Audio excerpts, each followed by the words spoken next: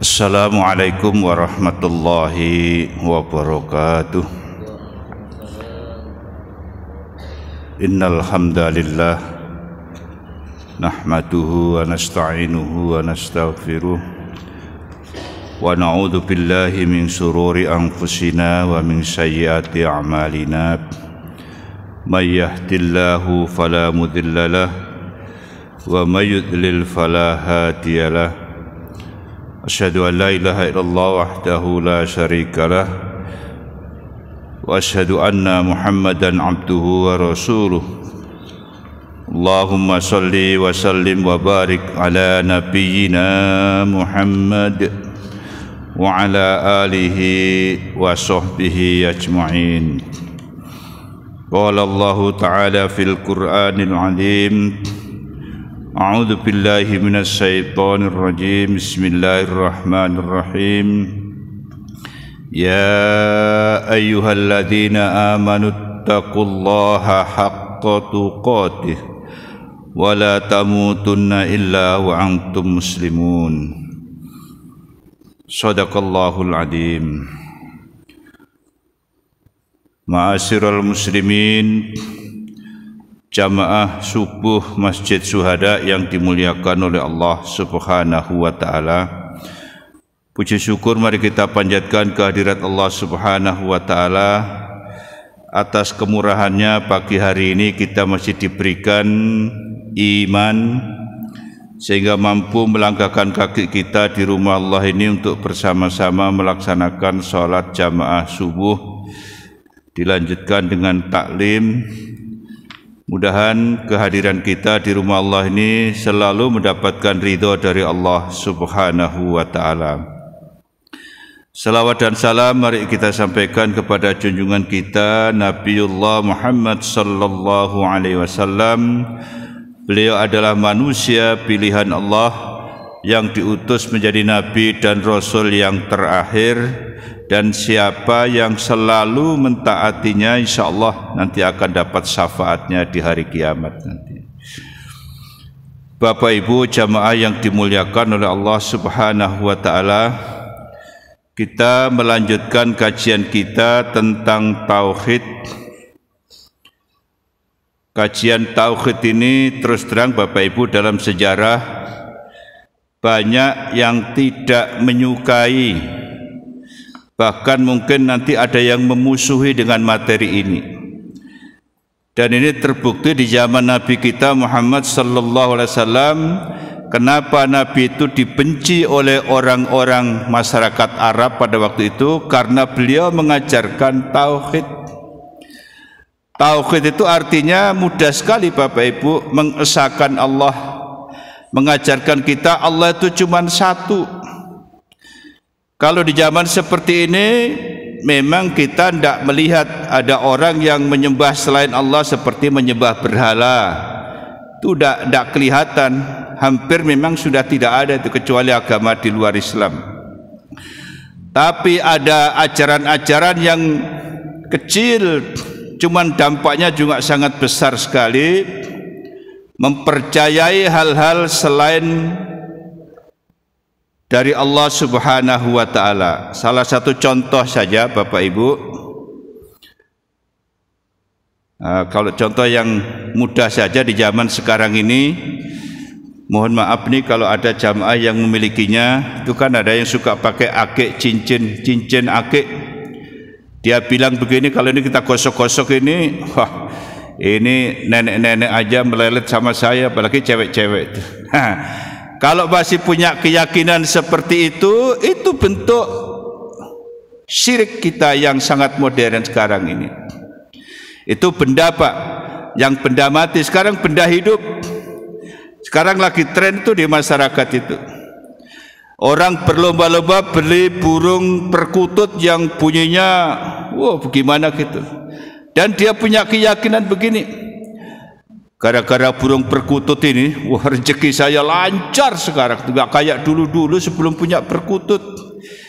Nah, ini contoh dan seterusnya. Ini termasuk perbuatan-perbuatan syirik Bapak Ibu.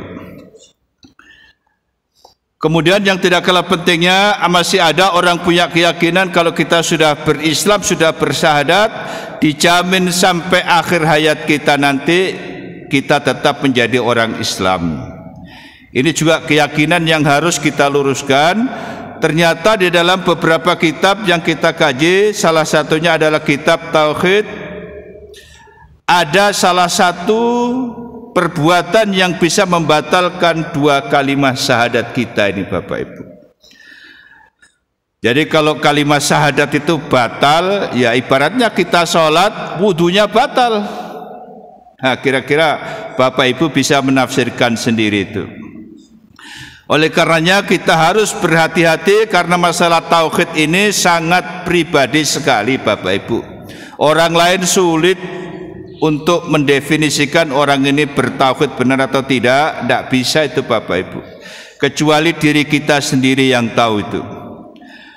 Oleh karenanya hal-hal yang sangat membahayakan dalam tauhid kita ini harus kita jaga betul-betul, karena akidah ini sangat mendasar sekali. Kalau akidah kita kurang benar, maka ibadah yang lain akan berpengaruh, Bapak Ibu.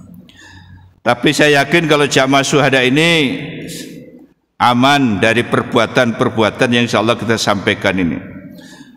Sebab kita khawatir kalau zaman Nabi saja banyak masyarakat yang kurang menyenangi. Mudahan zaman sekarang sudah tidak ada lagi ya yang memusuhi kalimat-kalimat tauhid ini.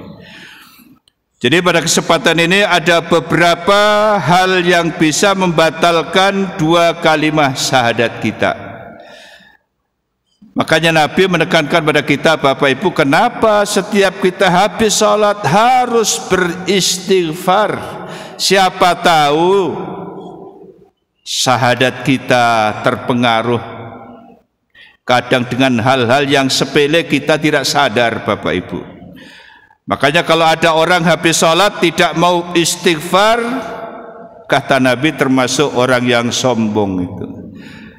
Makanya kita dan jamaah yang dimuliakan Allah, kita sudah sependapat di masjid kita ini, setiap habis sholat kita berzikir, minimal baca istighfar 3 kali. Karena amalan zikir itu sangat banyak, silahkan saja. Karena kita sudah sepakat sama Pak Imam tidak dizaharkan zikir itu. Nah, oleh karenanya istighfar itu sangat penting sekali itu. Kemudian yang kedua, kenapa Nabi kita Muhammad sallallahu alaihi wasallam berjuang habis-habisan menegakkan kalimat tauhid yang diminta oleh Allah kepada Rasulullah Muhammad sallallahu alaihi wasallam hanyalah mengesahkan Allah saja. Makanya tempo hari sudah pernah kita singgung, jamaah yang dimuliakan Allah, kita itu loh dari kecil sudah belajar qul huwallahu ahad, Allahus somad, lam yalid wa lam yulad, tidak beranak dan tidak diberanakkan,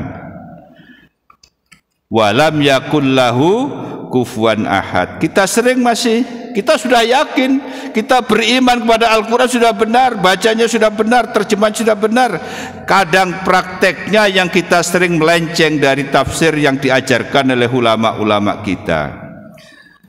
Salah satu contoh, mohon maaf Bapak Ibu, di akhir tahun kemarin masih ada saudara kita yang muslim ini khususnya yang mengucapkan dengan terang-terangan selamat hari Natal pada saudara-saudaraku.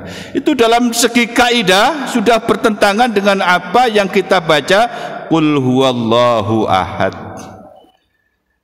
Kalau kita menyatakan selamat hari Natal berarti selamat lahirnya Tuhan Yesus. Kalau ada mengucap selamat Natal berarti mengakui Nabi Isa itu anaknya Allah. Kita umat Islam mengakui Nabi Isa itu adalah Nabi dan Rasul Allah Subhanahu wa ta'ala. Jadi bedanya sedikit aja dari segi kalimat. Makanya Bapak Ibu kita sering dibimbing kalau kita mendampingi anak-anak kita, adik-adik kita itu Pak Pengulu selalu membimbing, mengingatkan kembali supaya syahadatnya itu Tidak terpengaruh kembali. Siapa tahu kemarin sebelum nikah syahadatnya sudah lepas, maka mau nikah kadang dibimbing kembali itu. Dan kadang kita prihatin Bapak Ibu, kita ini banyak anak-anak kita, keturunan kita, murid-murid kita, mahasiswa kita, kadang bersyahadat saja dituntun itu masih salah. Nah, kemudian kita masuk hal-hal yang membatalkan 2 kalimat syahadat. Kita mengutip dari salah satu kitab karya Said Hawa. Yang pertama adalah bertawakal bukan kepada Allah Subhanahu wa ta'ala. Jamaah yang dimuliakan Allah, Allah Subhanahu wa ta'ala memerintahkan kepada kita untuk berusaha dan berikhtiar, tetapi melarang kita bertawakal kepada ikhtiar kita. Nah, ini pengertiannya begini Bapak Ibu, namanya ikhtiar itu adalah usaha. Kalau kita ambil contoh misalnya petani saja, misalnya kita pagi-pagi petani kan menanam padi, ngecik, udah nanam semua. Setelah itu kita serahkan kepada Allah, ya Allah saya sudah menanam padi, menyemai benih, kepadamulah ku serahkan padi ini, mudah-mudahan engkau berikan saya panen yang bagus. Itu namanya tawakal kepada Allah. Tapi kalau tawakal kepada usahanya, lihat aja, saya menanam tadi pagi, nanam padi sekian hektar sesuai dengan bimbingan arahan penyuluh PPL lapangan, pasti nanti hasilnya akan 2 kali lipat dari yang kemarin. Itu namanya tawakal kepada ikhtiarnya. Jadi kita bisa sedikit saja kalimat itu Bapak Ibu. Kemudian yang kedua juga, misalnya contoh yang lain, ada orang nih berusaha, pedagang. Ada temannya bilang, wah hebat jualanmu habis hari ini.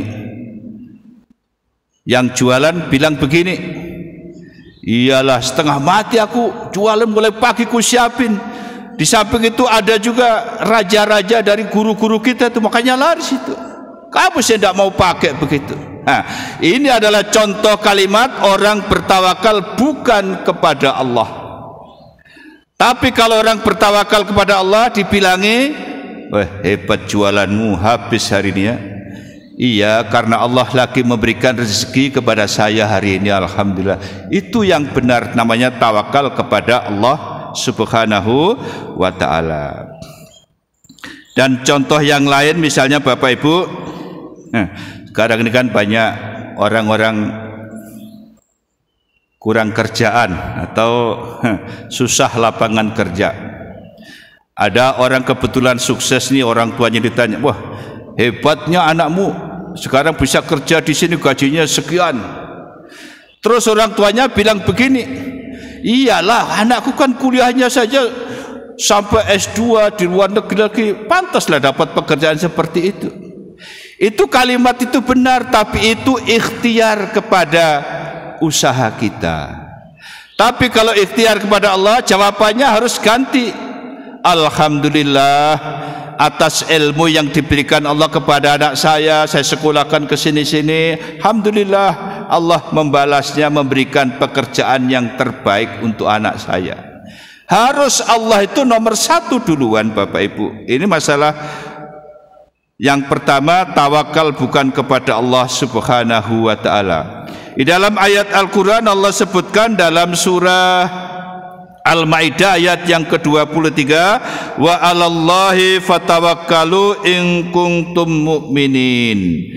Dan hanya kepada Allah lah hendaknya kamu bertawakal jika kamu benar-benar orang yang beriman. Jadi kalimatnya di sini kita ditantang, kalau kita orang yang beriman, tawakal kita harus kepada Allah Subhanahu wa ta'ala. Jadi jamaah yang dimuliakan Allah, apapun yang kita lakukan ini kalau Allah tidak memberi, tidak akan ada Bapak Ibu. Ini kalimat bagi orang yang beriman.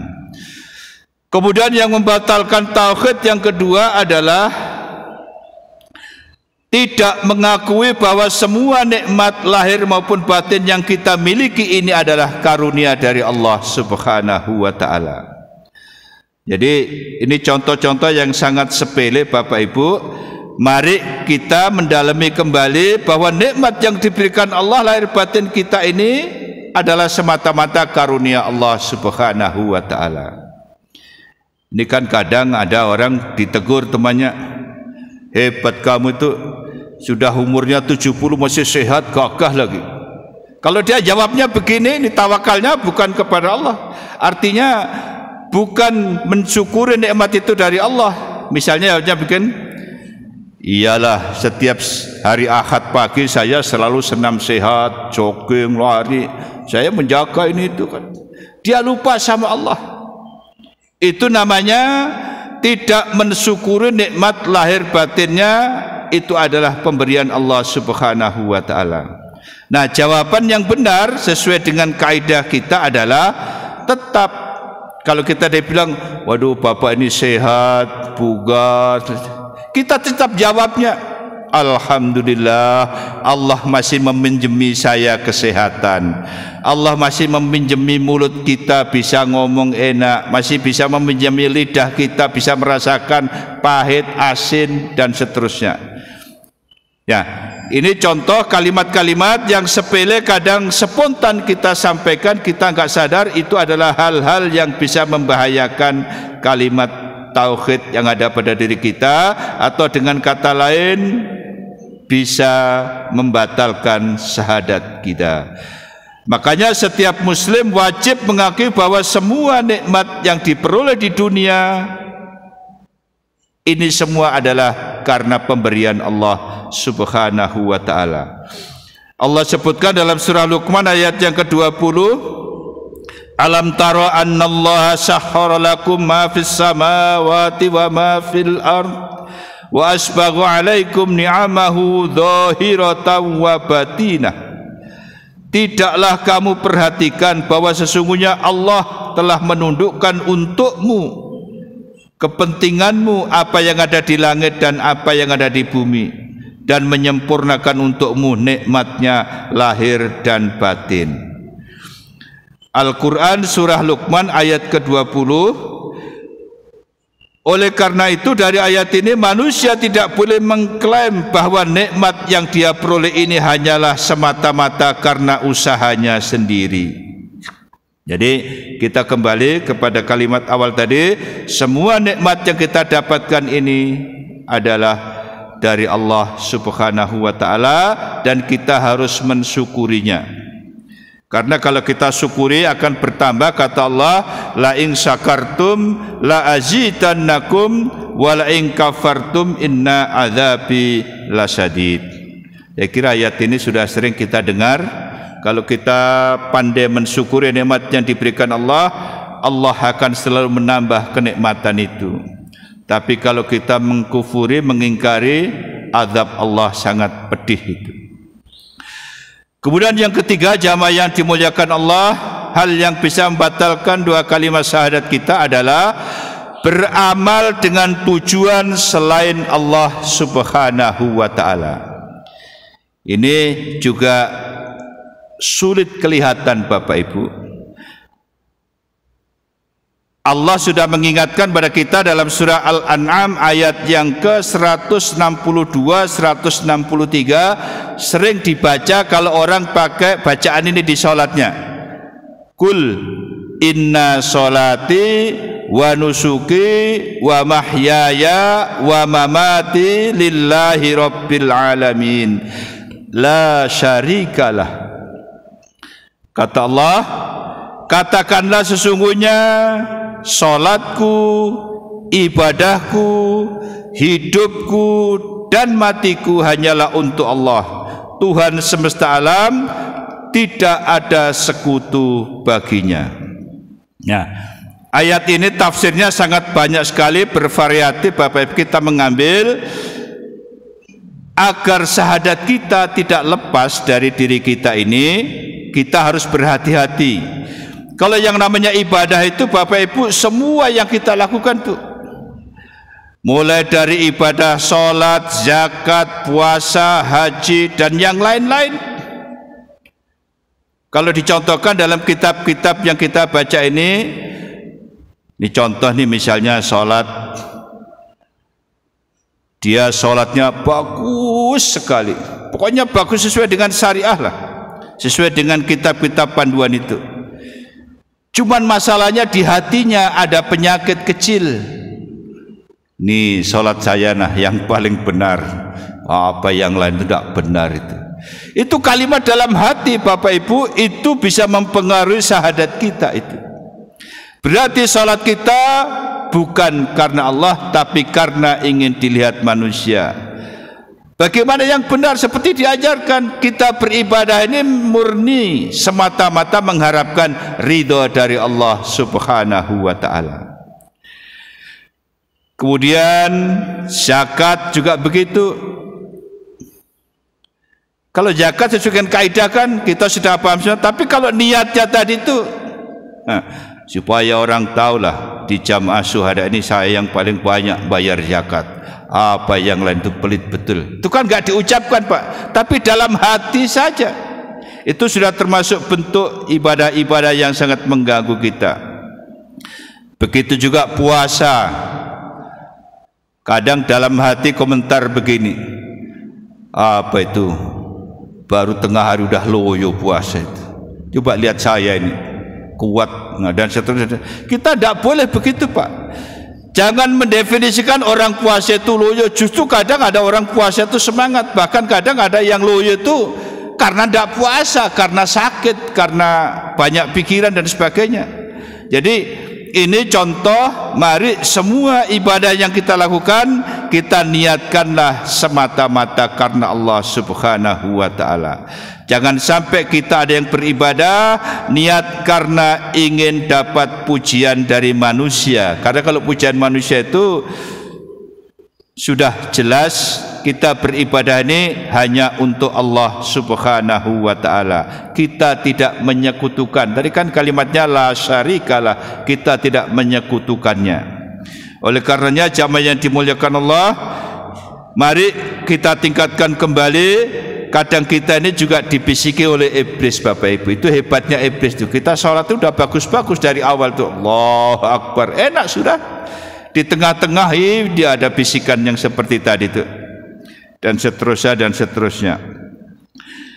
Kemudian yang keempat yang membatalkan dua kalimat syahadat adalah memberikan hak, menghalalkan dan mengharamkan hak, memerintahkan dan melarang, atau hak menentukan syariat itu hukum pada umumnya kepada selain Allah.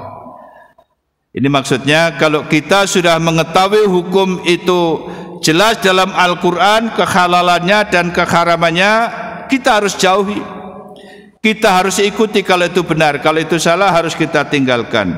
Karena hukum itu yang menentukan halal dan haram itu hanya ada dalam Al-Quran dan Sunnah Rasulullah Sallallahu Alaihi Wasallam. Oleh karenanya dalam konteks ini Allah menilai orang-orang Yahudi dulu dan Nasrani telah mempertuhankan rahib-rahib dan pendeta-pendeta mereka, karena mereka mematuhi ajaran-ajaran rahib-rahib dan pendeta-pendeta tersebut secara membabi buta, biarpun mereka menyuruh berbuat maksiat atau mengharamkan yang dihalalkan, dia akan lakukan. Jadi ini kalau boleh kita tambahkan termasuk kultus kepada orang-orang yang lebih di atasnya. Kalau dicontohkan di sini orang Yahudi dan Nasrani membesar-besarkan rahibnya atau pendetanya.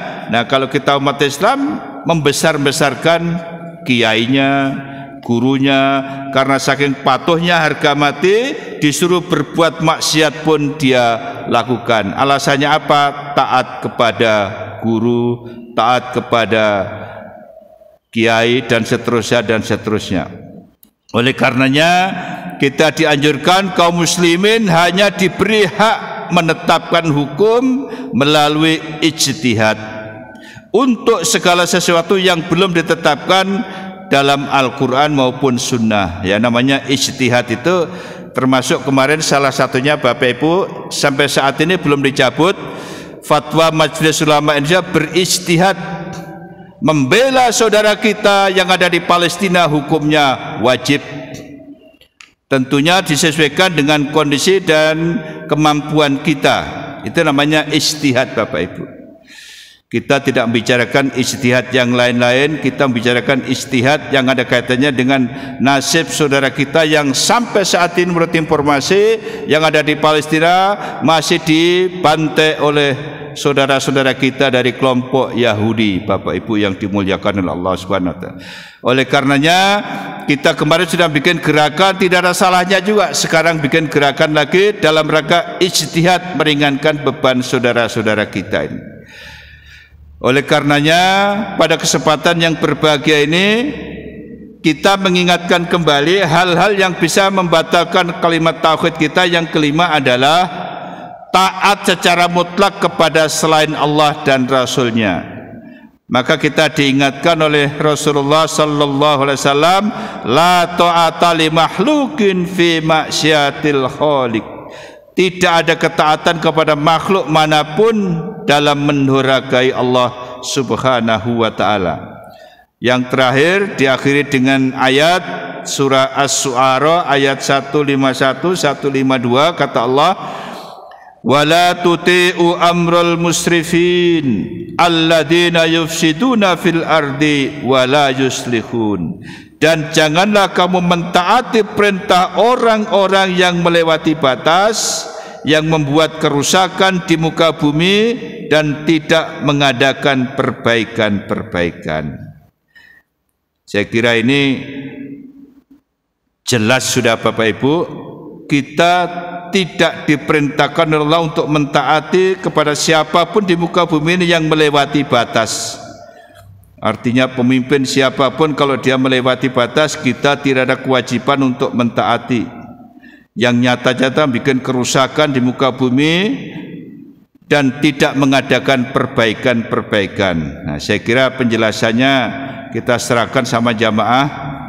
Karena ini musim politik, nanti salah-salah kita bisa salah nanti. Artinya siapa yang bikin kerusakan tidak wajib kita taati di muka bumi ini. Ini menurut Al-Quran surah Asy-Syu'ara ayat 151 dan 152. Jamaah yang dimuliakan oleh Allah Subhanahu wa taala, karena waktu kita sudah hampir suruk, maka kita cukupkan sampai 5 dulu. Masih ada lagi 15 Bapak Ibu hal-hal yang bisa membatalkan 2 kalimat syahadat. Mudah-mudahan 5 ini yang pertama bisa kita amalkan sehingga akidah kita, tauhid kita tetap terpelihara. Dan insya Allah seperti ayat yang kita sampaikan tadi di awal tadi, wala tamutunna illa wa antum muslimun, pesan Allah, dan janganlah kamu mati kecuali dalam keadaan muslim. Mudah-mudahan jamaah kita ini selalu diberikan akhir hidup oleh Allah dengan keadaan iman dan Islam. Billahi taufiq wal hidayah. Assalamualaikum warahmatullahi wabarakatuh.